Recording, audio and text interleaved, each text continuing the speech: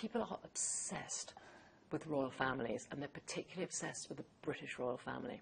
And, you know, when Princess Diana was on the scene, there was an obsession with her, and she became, you know, a worldwide phenomenon. After we lost Princess Diana, it went a little quiet again, but now the world is just obsessed with Prince William and his beautiful bride. They're young, they're glamorous, they're fabulous.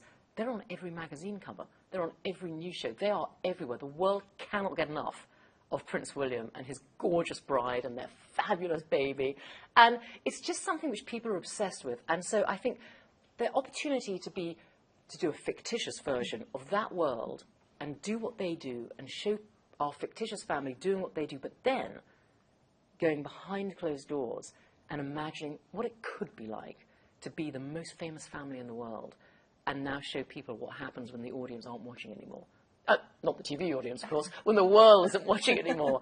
And what they do when the doors are shut, for me, that's just fascinating. And it's just like us ordinary people.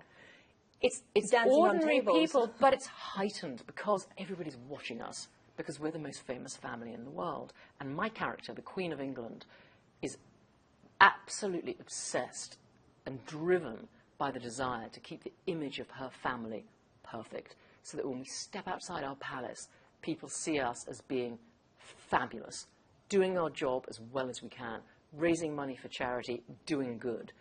But of course, in today's world, it's very difficult to control our world because social media is everywhere. There's very little privacy, and she struggles, and her kids struggle trying to be perfect princes and princesses when they're not. They're teenagers. They want to do what every teenager's doing, and they do, much to the Queen's fury. So there's, you know, there's, like in every family, there's friction between the parents and the teenagers, and we get to see all that and see it played out and see what's happening in people's personal lives, which we never see with the real family. And it's fascinating to see, I think. Were you ever concerned of angering the real Queen? I don't think the real royal family could confuse themselves with us for a heartbeat. I don't think they could. I think it's very obvious that this is a glamorized, gorgeous drama set amongst the beautiful royal places we have in England, but it's so obviously fiction. There's not a chance. I mean, the Prince of Wales is called Prince Liam. It couldn't happen in the real royal family. Well, we never know. We don't know yet. Yeah, I think it's unlikely. You say there's an obsession with the British royal family, which is 100% true, but there's also an obsession at the moment, it seems, with all things British. Downton Abbey, Sherlock. How does it feel to be a Brit actor in the middle of this? Well, I think because England is so rich with history. Our buildings are so beautiful. There's always so much there. I didn't really realize how much tourists can do when they come to England compared to almost any other country in the world. I mean, France, there's also a lot of very beautiful things to see. There's not in every country. But when people come to England, there's just a wealth of history and fabulous things, and we show all that in this show.